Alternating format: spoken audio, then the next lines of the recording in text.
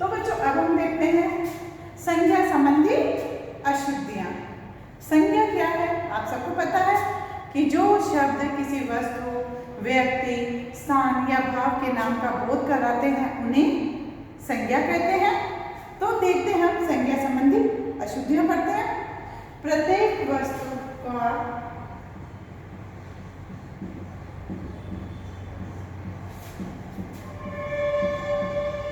का अपना महत्वता है। तो बच्चों आपने देखा कि ये वाक्य गलत है। प्रत्येक वस्तु का अपना महत्वता है, संज्ञा की दृष्टि से ये वाक्य बिल्कुल गलत है, क्योंकि प्रत्येक वस्तु अपना महत्व रखती है, न कि महत्वता। हम उस वस्तु की महत्वता को नहीं बता रहे हैं, तो ये वाक्य गलत है। इसका शुद्ध वाक्य क्या होगा? प्रत्येक वस्तु का अपना महत्व है। तो बच्चों यहाँ पर महत्वता शब्द नहीं आकर शब्द क्या आएगा? महत्व। तो ये आपको पता चला कि हम संज्ञा संबंधी अशुद्धियां भी कर देते हैं। तो यहाँ पर शुद्ध शब्द क्या हुआ? प्रत्येक वस्तु का अपना महत्व, महत्वता। ये तो किसी की महत्वता को बताना, लेकिन हर वस्तु अपना कोई महत्व रखती है। तो ये वाक्य सही हुआ। अगला वाक्य देखते हैं। लाल किला पर तिरंगा फहरा रहा।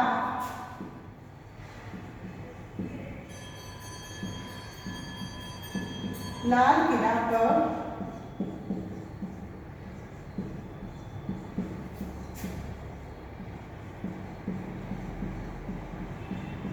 अब बताइए बच्चे ये वाक्य सही है या गलत है?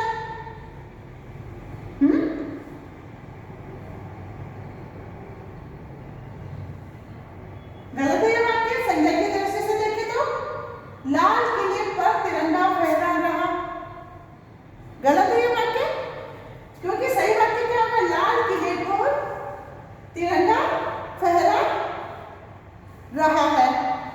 सही वाक्य क्या होगा? लाल किले और तिरंगा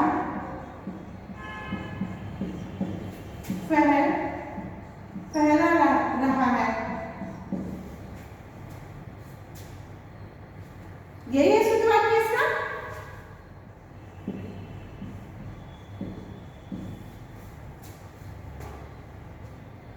तो यहां पर भी संज्ञा संबंधी अशुद्धि थी हमारी। यहां लाल किला था जो कि हमारा वाक्य इससे गलत बन रहा था। तो लाल किला की जगह क्या आएगा? लाल किले पर तिरंगा फहरा रहा है। तो ये इसका शुद्ध वाक्य होगा। इसके आगे हम देखते हैं सर्वनाम संबंधी अशुद्धियां। सर्वनाम किसे कहेंगे आप? जो शब्द संज्ञा, सर्वनाम किसे कहेंगे बच्चों? संज्ञा के स्थान पर प्रयुक्त होने वाले शब्दों को क्या कहते हैं? सर्वनाम। जो शब्द संज्ञा के स्थान पर प्रयुक्त किए जाते हैं उन्हें हम सर्वनाम कहते हैं। जैसे तुझे, तुम्हें, आपको, उसे, उसके, ये संज्ञा शब्द है। तो सर्वनाम, सॉरी बच्चों, ये सर्वनाम है जो शब्द संज्ञा के स्थान पर प्रयोग में लाए जाते हैं। मैंने अभी बताया, तो वो है सर्वनाम शब्द। तो अब हम देखेंगे सर्वनाम संबंधी अशुद्धियां। उसका मामी हरिद्वार जाएगी।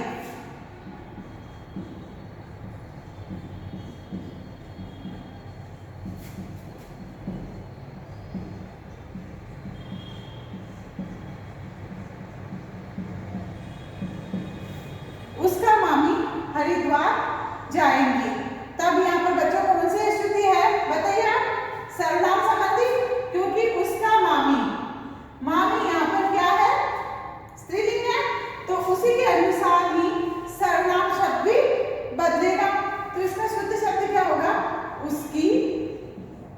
मामी हरिद्वार जाएगी।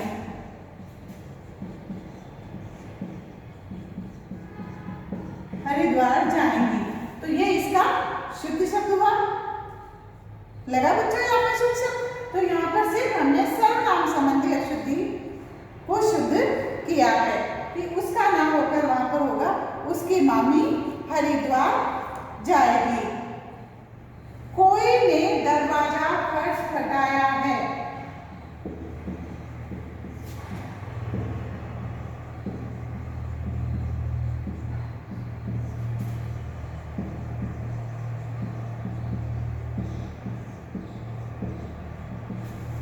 अब यहाँ पर भी देखिए बच्चों, सर्वनाम संबंधी अशुद्धि है। कोई ने दरवाजा खटखटाया। अब कोई ने, इसका क्या मतलब हुआ?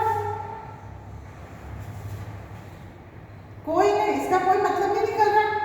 तो हम इसका शुद्ध शब्द किस तरह से बनाएंगे कि किसी ने दरवाजा खटखटाया है। किसी ने, कोई की जगह क्या आ जाएगा बच्चों? किसी। किसी ने दरवाजा खटखटाया है।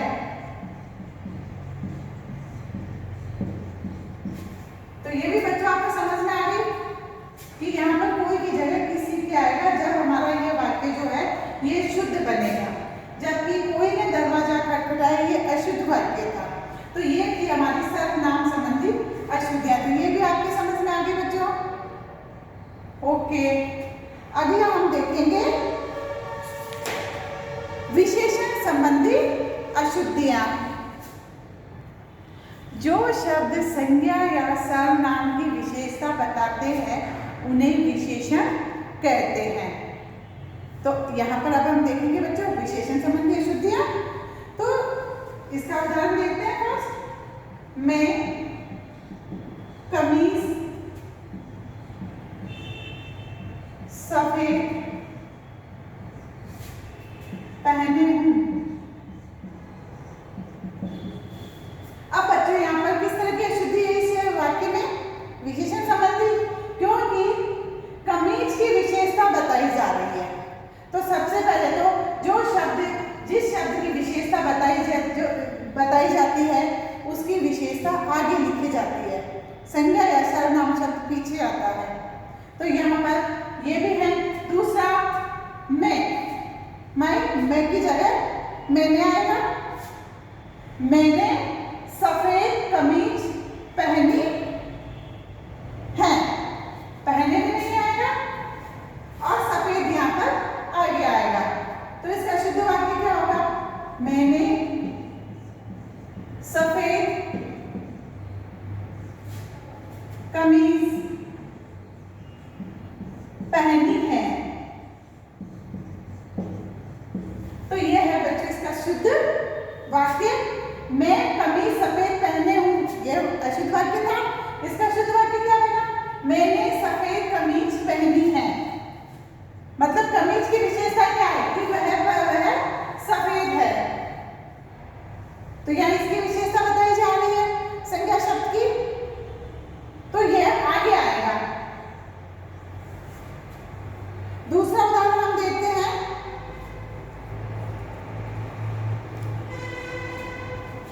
यह इतिहास घटना है।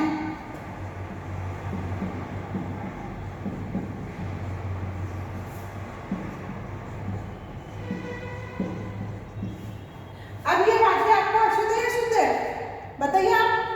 अशुद्ध है। क्यों? क्योंकि इतिहास तो घटनाओं के बारे में बताता है, लेकिन इतिहास कौन सी घटना? इतिहास घटना हो ही नहीं सकता है ना? क्योंकि जो घटनाएं होती है उसका तो इतिहास होता है। तो यहाँ पर घटना की विशेषता बताई जानी चाहिए। तो इसका शुद्ध वाक्य क्या होगा? यह ऐतिहासिक घटना है।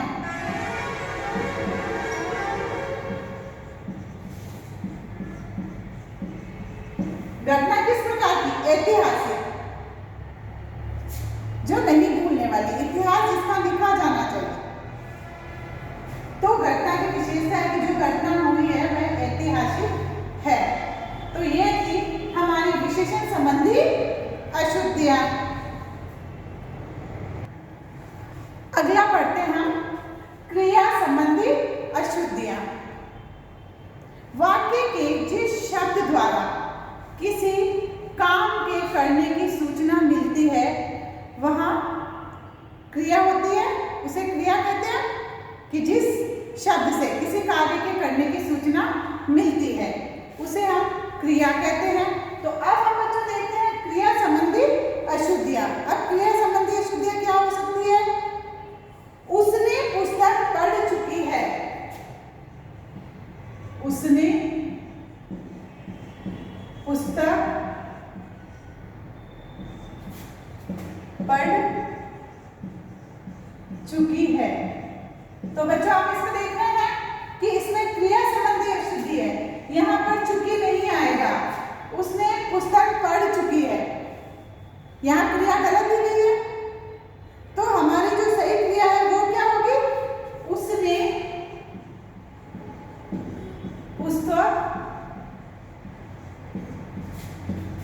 पढ़ ली है।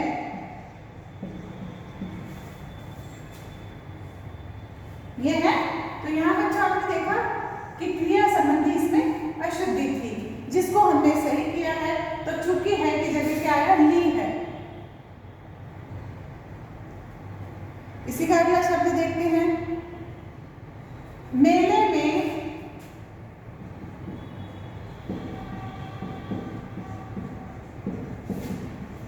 बच्चा खो गई है। इसमें भी बच्चों आप देख रहे हैं कि क्रिया संबंधी अशुद्धि है, क्योंकि यहाँ पर शब्द जो है वो पुल्लिंग दिया गया है, जबकि क्रिया जो थी ये कौन सी दी गई है? स्त्रीलिंग की। तो ये वाक्य गलत है हमारा। इसका शुद्ध वाक्य बनेगा मेले में बच्चा खो गया है। अब बच्चों यदि हम चाहें, आप दोनों वाक्य देख रहे हैं। अब अगर हम चाहें तो इस वाक्य में हम संज्ञा शब्द को भी तो बदल सकते थे, बच्चा की जगह बच्चे कर सकते। लेकिन यहाँ पर क्रिया संबंधी अशुद्धि दी गई है। क्रिया संबंधी अशुद्धियों को हम देख रहे हैं, तो हम यहाँ पर गए हैं को क्या करेंगे? गया है, क्योंकि आगे शब्द जो था वह पुल्लिंग था। उसी के अनुसार हमने क्रिया लगाई है कि मेले में बच्चा खो गया है।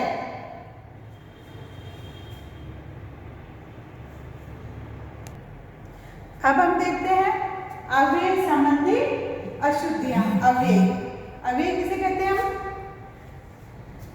जिन शब्दों में लिंग, वचन, कारक आदि के कारण परिवर्तन होता है उन्हें हम अव्यय कहते हैं। बच्चे ने ध्यानपूर्वक कहानी सुनी। बच्चे ने ध्यानपूर्वक कहानी सुनी। तो बच्चों अब इसमें अव्यय संबंधी अशुद्धि है। तो इसमें कहानी शब्द जो है वो आगे आएगा और जो अव्यय है वो कहानी के बाद आएगा। तो ये शब्द अशुद्ध है। इसका शुद्ध शब्द होगा बच्चे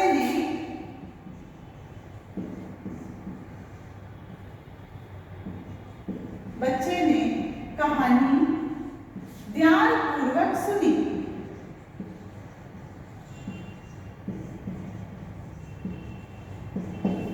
ये इसका सही शब्द होगा। अगला शब्द देखते हैं, जो करेगा वह भरेगा। यहां भी बच्चों इस वाक्य में भी अव्यय संबंधी अशुद्धि है, क्योंकि जो करेगा सो भरेगा। वाक्य तो सही है, लेकिन जो हमें यहाँ पर वह की जगह क्या लिखना था? सो, कि जो कर रहा है उसी का परिणाम उसको मिल रहा है। तो जो करेगा सो भरेगा।